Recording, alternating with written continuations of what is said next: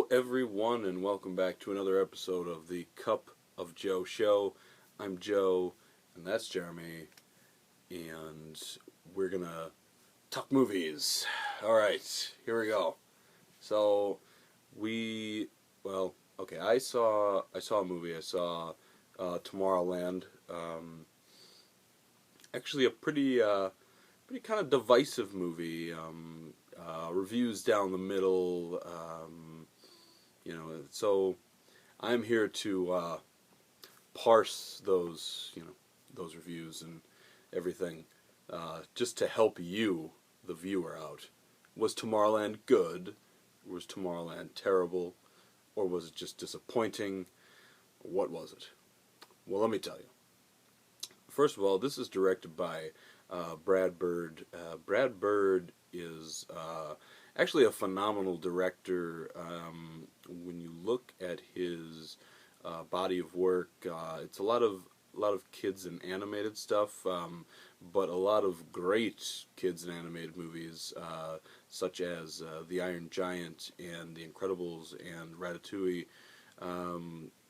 Then you also have arguably the best Mission Impossible movie, definitely the best sequel, Ghost Protocol. Okay, I haven't seen the third one, but Ghost Protocol is known as the best sequel, with one of the best sequences in a Mission Impossible movie with Tom Cruise on the side of the building, which I don't know what The it's called. third one was J.J. Abrams. Correct.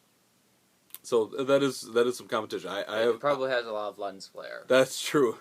It's I just haven't seen that one, but the Ghost Protocol is allotted as the superior sequel. Although Mission Impossible 3 is seen in a very good light, Mission Impossible 2 is awful, and it prevented the villain in that movie from playing Wolverine. So.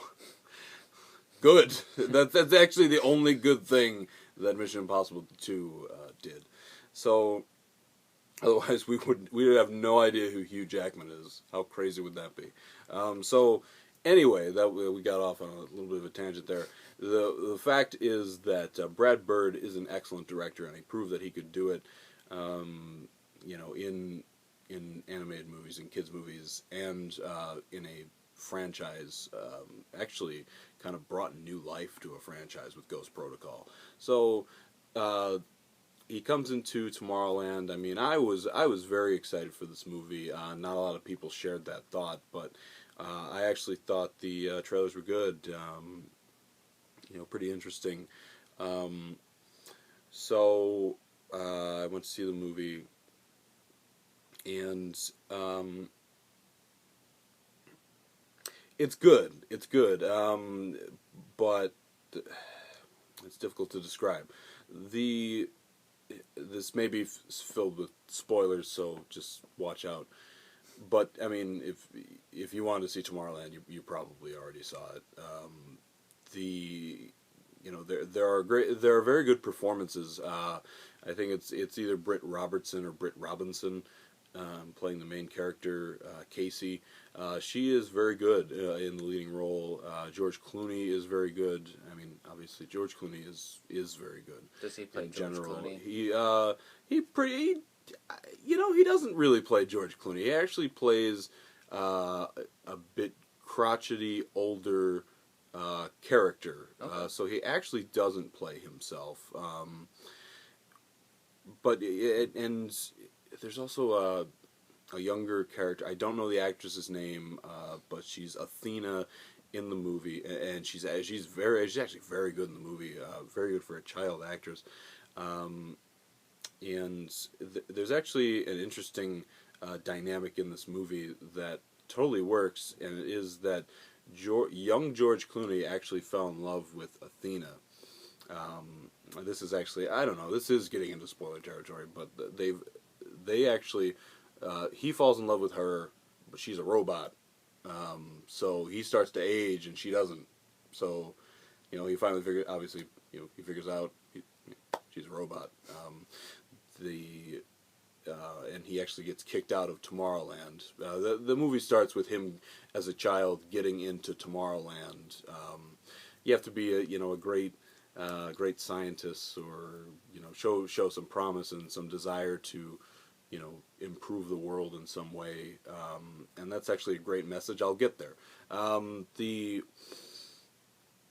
So it builds a relationship between them, and actually at the end of the movie, they're like, I wouldn't say they're in love with each other, but there's an understanding that George Clooney still kind of has feelings for this girl, and I think it's incredible that they actually made a relationship between a George Clooney and like a young child not creepy. It felt right.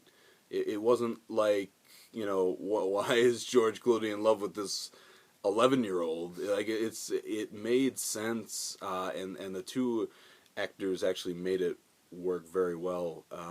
So I would like to commend the acting. I want to commend the directing. In the beginning, I mean, you see Tomorrowland, and if you've seen the trailer, you see the pin scenes, and it's really cool when she touches the pin and goes to Tomorrowland. I guess where the movie may break down for some people, I also, for a kids movie, it might be a little slightly heavy-handed for kids, because you find out that this pin, this is a spoiler, so this pin it doesn't actually take you to Tomorrowland. It takes you to, it sells you on Tomorrowland. It's not what Tomorrowland actually looks like. Tomorrowland is actually, although it is alive, it is kind of desolate, because people in the world have kind of just given up, and and that's the great message of this movie, is that we actually see, and this is, in real life, we see that the Earth is doomed, but it seems like no one's really doing anything about it. We're just kind of accepting our fate. The idea of Tomorrowland is to get the best of the best together to want to change the world and put it in the right direction. And I think that's a great message of the film. So yeah, I mean, explaining it now, I mean the visuals are great. The performances are great. There's a lot of very good things about this movie, but it does kind of fall short on its narrative, and so yeah, I'd say it falls short on its narrative, and it's a little heavy-handed for a kids movie, actually.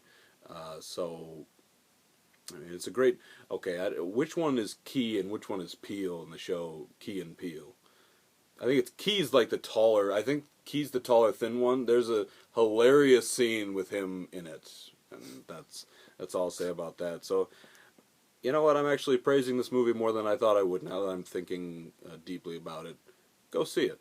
It's a solid film, but it is nowhere near how great I thought it was going to be. And it's definitely nowhere near Disney's expectations for this film, as it's failing at the box office. So, Tomorrowland, see it. Just don't go in with high expectations. And I think it's an enjoyable film. Anyway, after that 9-minute explanation of Tomorrowland, I think it's safe to say we can move on to the box office. Alrighty. Well, last weekend really wasn't anything special. We had 3 new openers, and it seemed like it could actually be a pretty decent weekend, and that didn't really happen. So let's get into it. Number 5 was Mad Max Fury Road. That fell 45% to $7.8 million, as a total of $130.7 million. Mad Max has now pulled slightly ahead of Pitch Perfect 2. Well, I mean, in terms of like individual weekend gross, it's still $30 million behind in total, but it's holding on better than Pitch Perfect, which says something at least. and Mad Max is also over 300 million worldwide, so it's doing pretty well. It did have a pretty high budget, though. Anyway, number 4 was Entourage, and that made 10.3 million over the 3-day weekend and 17.7 million since its Wednesday debut. Considering that Wednesday was by far Entourage's biggest day, which is somewhat normal for movies that open on Wednesday, but like this was even more so. You can tell that there was just a lot of a rush from the long-term fans of the show and everything to just go out and see this immediately. And it's based on a show that wrapped up 4 or 5 years ago that was popular, but it was never like a super like pop culture like event kind of thing.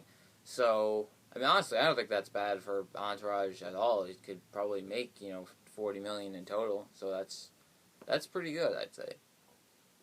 Number 3, Insidious Chapter 3.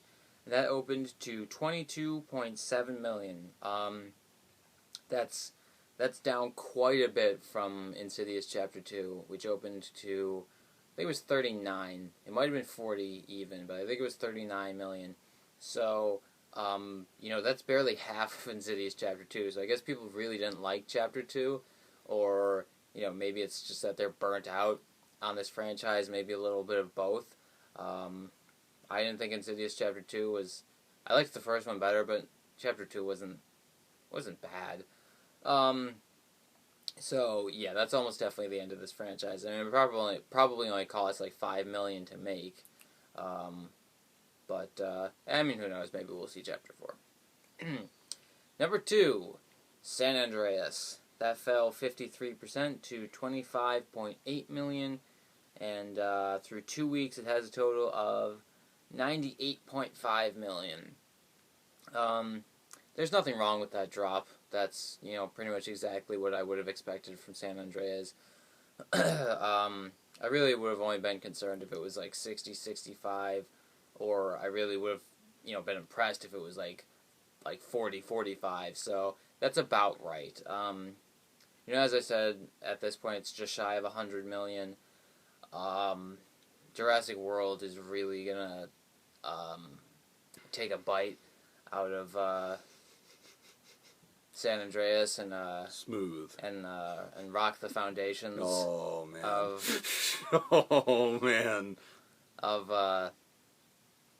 this film, and but it's I'm just you just do you. You just do you. That was great. But look at this. The inevitable drop that San Andreas is gonna go through isn't really its fault. Yeah. I can't even. I should have saved that one for next week. Yeah, you should have. I don't know. I'm in a pun mood. All right, just go. You get. Oh, does this bother you? Just you being on the. A little. I understand. It actually does. I've done a show by myself. It is weird. One of these days, I'll have to do a solo show. Yeah. A Cup of Joe show without Joe. Without Joe. So anyway, so San Andreas is a little short of 100. It's doing, fine for itself. It should probably finish around 130, 140, and over 300 worldwide, and that's pretty good. Our number 1 movie was Spy, and that opened to 29.1 million. People were expecting more from this. It had really, really good reviews. People seem to really like Melissa McCarthy. Having Jason Statham and Jude Law's in it too, right? Is he? I don't know. Maybe I'm making that up. I don't know. Jason Statham's definitely in it. So there was the idea that this could open pretty well. You look at Identity Thief and The Heat. Those were mid to upper 30s. So it seemed like Spy should probably be more like mid to upper 30s. And in my box office fantasy league game, I was really, really, really hesitant to add Spy, but I was reading through forums and and people's predictions and everything. So on Friday, the last day to add it, I begrudgingly added it, and now I regret it. So thank you, Melissa McCarthy. I don't really blame you, but well, I kind of do. Even though it's not really your doing. But I mean, that said, Spy does have really good reviews. It seems like people are liking it, so it could still have good legs. I mean, 100 million is still a possibility at this point. It doesn't really have any comedy competition. I don't think for maybe not until Ted 2, unless I'm forgetting something. So it has some time. So we'll see. Yeah. Geez, what I hear about Spy is, and maybe why it didn't perform like as well as maybe expected, is because they marketed it as a Melissa McCarthy typical comedy, which I believe, from what I've heard, it's actually kind of an action comedy. It's like an action movie first and then a comedy. So yeah, I think that they felt that she was the selling point, and I think that maybe after last year's Tammy, maybe people just have Melissa McCarthy burnout. I don't know. I have no idea. I know I would. It's her and Rebel Wilson. I mean, playing the same character for the past like 8 years. Okay, not 8 years, but although Rebel Wilson was in Ghost Rider, believe it or not, but a very short cameo where she plays herself. Actually, she's being interviewed and she's just like, his head was just in flames. It was like. And yeah, she's in that movie. So okay, are we talking Spirit of Vengeance? No, the first Oh, Ghost wow. Rider movie. Yes, she is in it. So maybe that's the case. I don't know. I'm not the expert, but that would be my opinion. Something like Entourage. I just always felt that. I guess that is a pretty good number because I just always felt like it's over. It's long gone, and they try to bring it back, and it was just. It was weird. It was like when 24 last year was. They just brought it back for 12 episodes. It was just like, 24 is gone. I mean, I love 24, but 24 is over for me. So, I don't know. That's just weird. So yeah, I think that's fine for Entourage and stuff. So, yeah, as far as everything else goes, I just want to talk about Jurassic World, so I'll stop talking. There's a movie coming out this weekend. It's called Jurassic World. It has pretty good reviews. So I mean, we'll see what happens. I have faith in Chris Pratt. There's dinosaurs. It's an interesting premise, I feel, but I don't know. I feel like some true Jurassic Park fans see that trailer and are just like, what is this? So I don't know. I think it'll be fun. I think it'll ultimately be a fun movie. And Chris Pratt. Yeah. To me, in a lot of ways, it kind of feels like, I mean, Jurassic World is explicitly a sequel, but it also kind of feels like a reboot because it's been 15-ish years since Jurassic Park 3, and Jurassic World seems to share most similarities to the original Jurassic Park as opposed to The Lost World or 3. And it seems like it's going to have the same basic plot, actually, so it's kind of begging the question, why don't people learn their lesson with this stuff? But I mean, at least Chris Pratt calls them out for it. You went and made a new dinosaur? So, I mean, it's just asking for trouble. Now, that said, yeah, I agree. It looks, and based on the Rotten Tomatoes consensus, it looks like, just fun, entertaining, a popcorn blockbuster, which is exactly what I want from a Jurassic Park movie. As long as it has, like, some depth to it and everything, which the original really did. A lot of that thanks in part to Jeff Goldblum's character. I really liked him. It's a shame he's not coming back. Yeah. But anyway, unless there's a cameo. But yeah, that's that. Regarding the box office, Jurassic World made like 18 million-ish from its Thursday night previews, or 15, 16, upper teens, something like that. So it looks like it can make like 125 for the weekend. and Nice, that would be really nice. good. Nice. Yeah, you're not going to touch the original Jurassic Park. You never will. Sequels, I actually do like the second one, although people rip it to shred. And the third one is awful, so we'll see what happens here. Have a good week, guys.